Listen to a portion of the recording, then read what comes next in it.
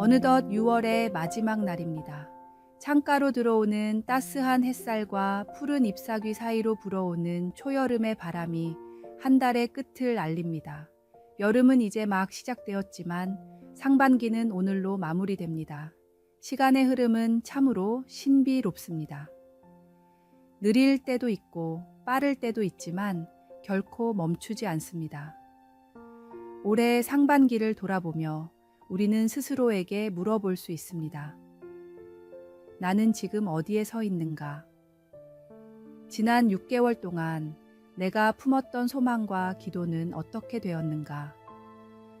어떤 분들에게는 기쁨과 감사의 시간이었을 것이고, 또 어떤 분들에게는 아픔과 시련의 시간이었을 수도 있습니다. 그러나 분명한 것은 하나님께서 그 모든 순간에 함께 하셨다는 사실입니다.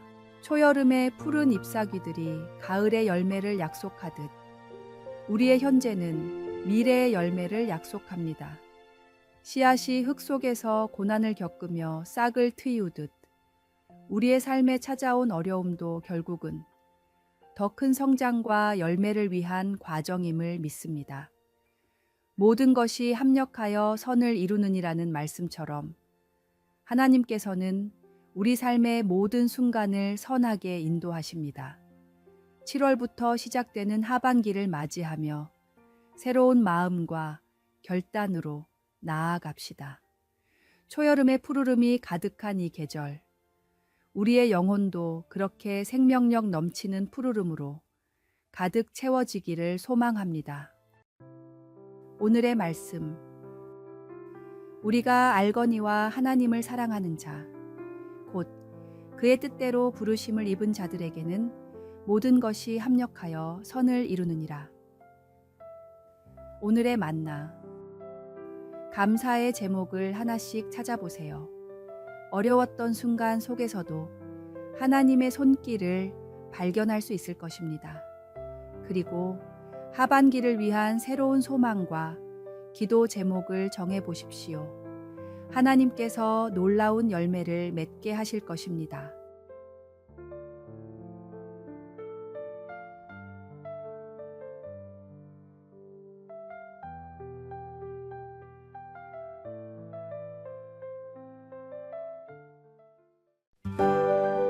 (7월 1일) 화요일, 인생의 리셋 버튼. 7월이 시작되었습니다. 한 해의 정중앙에 서서 우리는 지나온 6개월을 돌아보고 앞으로 남은 6개월을 계획하게 됩니다. 이 시점은 마치 휴대폰 배터리가 50%일 때 충전을 시작하는 것과 같습니다. 절반은 소모되었지만 아직 절반이 남아있는 희망적인 상황입니다. 한 젊은 직장인이 있었습니다. 상반기 동안 꿈꾸던 프로젝트가 연달아 무산되고 승진도 미뤄졌습니다. 자신감은 바닥으로 떨어졌고 미래에 대한 불안감만 커져갔습니다. 달의 첫날, 그는 스마트폰을 보며 생각했습니다.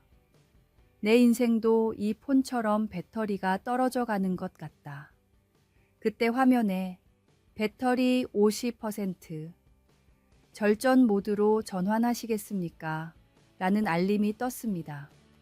그는 깨달았습니다. 절전 모드가 아니라 고속 충전 모드가 필요한 때라는 것을요.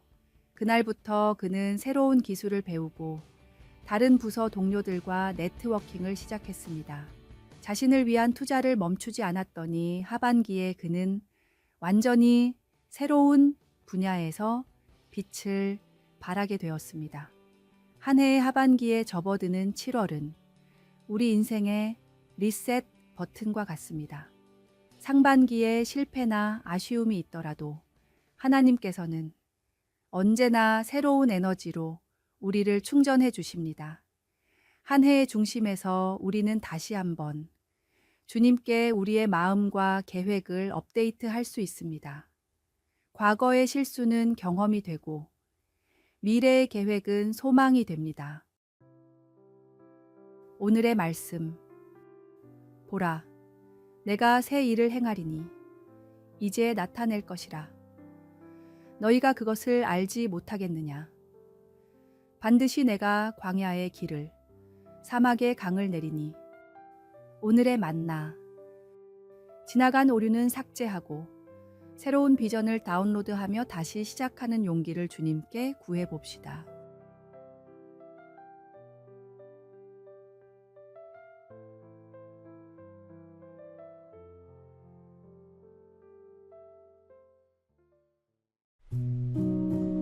(7월 2일) 수요일. 하나님의 뜻. 베스트셀러 작가이자 문서 선교 전략가인 목사님에게 한 성도가 편지를 보냈습니다. 남편이 암 말기 진단을 받았다는 소식이었습니다. 처음에는 이 사실을 어떻게 받아들여야 할지 몰랐습니다. 하나님, 저희는 지금까지 신앙생활을 나름 잘 해왔다고 생각했는데요. 왜 이런 일이 우리에게 일어나는지 이해할 수 없었습니다. 부부는 함께 기도하며 묵상하는 가운데 한 가지 결론에 도달했습니다. 하나님은 우리가 이 일을 받아들이기를 원하신다. 하나님은 우리 삶에 언제나 최선의 일을 행하고 계신다. 놀랍게도 이 사실이 믿어지는 은혜가 임했습니다. 두려움과 절망 대신 평안과 소망이 마음을 채웠습니다. 남편 빌은 수술실로 들어가기 직전에 아내에게 말했습니다. 여보, 결과가 어떻게 나오든지 그것이 하나님의 합당한 뜻이라는 사실을 기억해요. 그의 눈에는 두려움이 아닌 확신이 가득했습니다. 우리 삶의 주권은 누구에게 있습니까? 정말로 하나님이 내 삶에 행하시는 모든 일들을 아멘으로 화답하며 받아들일 준비가 되어 있습니까? 우리가 바라는 삶과 기준에 하나님을 끌어다 맞추지 말고 하나님의 크신 계획 가운데 오직 순종함으로 그 가운데 주시는 은혜를 누리십시오. 때로는 이해할 수 없는 일들이 일어나지만 그 모든 것이 하나님의 선하신 뜻 안에서 이루어진다는 믿음이 우리를 평안하게 합니다.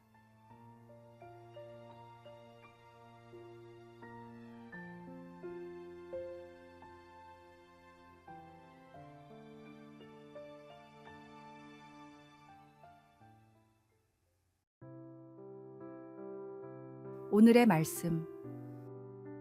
우리가 알거니와 하나님을 사랑하는 자, 곧 그의 뜻대로 부르심을 입은 자들에게는 모든 것이 합력하여 선을 이루느니라. 오늘의 만나. 하나님의 크신 계획을 신뢰하며 모든 상황을 순종의 마음으로 받아들이는 믿음을 구해봅시다.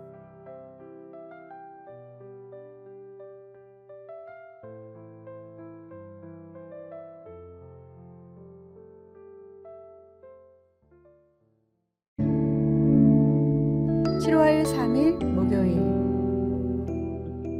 언제나 찬양하라.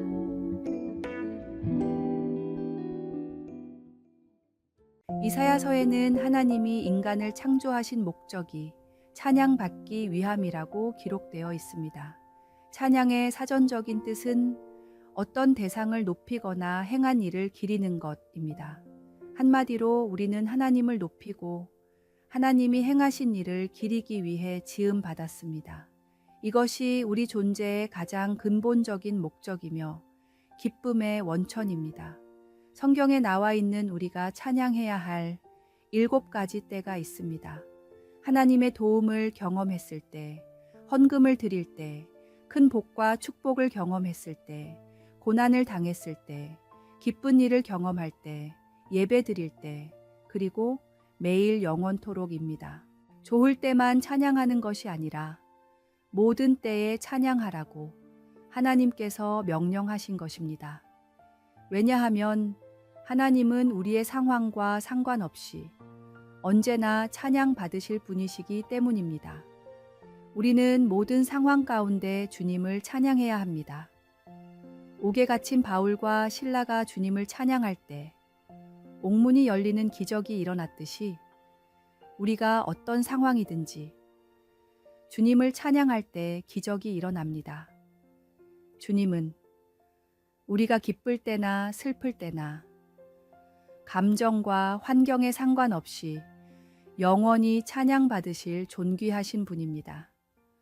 찬양은 단순한 노래가 아니라 하나님께 대한 우리의 고백이며 믿음의 표현입니다.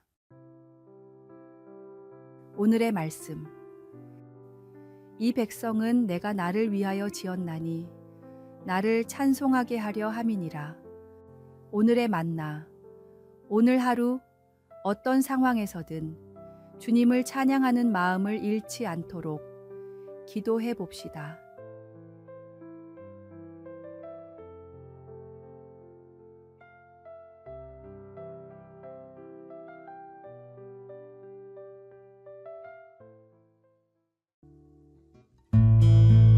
(7월 4일) 금요일 문이 없는 베트카. 영화 배트맨은 20년 만에 새롭게 등장하는 히어로 영화였습니다.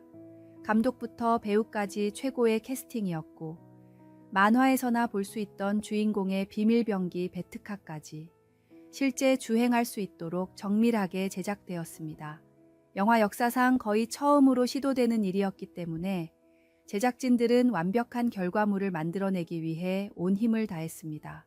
제작진은 차를 완성하자마자 팀 버튼 감독에게 차를 보여주며 한껏 자랑했습니다. 제작진이 만든 베트카는 만화에서 보던 것과 똑같이 정교했습니다.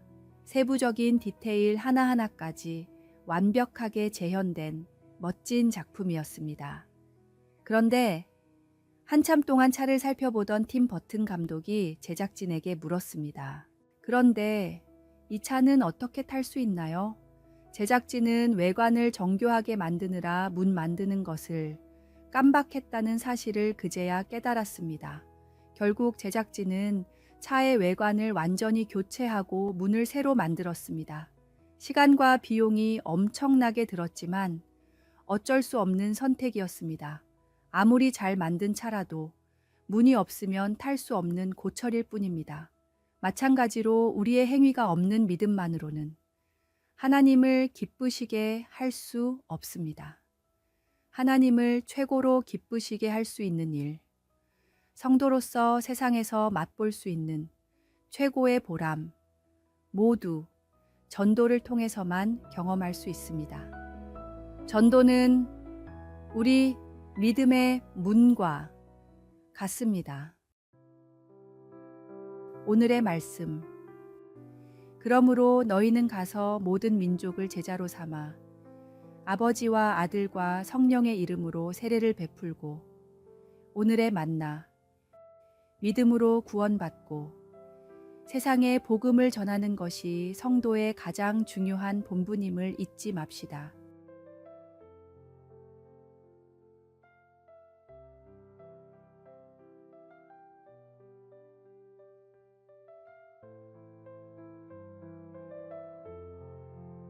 아래에 빨간색 글자 구독을 누르시어 더 많은 전도의 열매를 맺으시기를 기도합니다.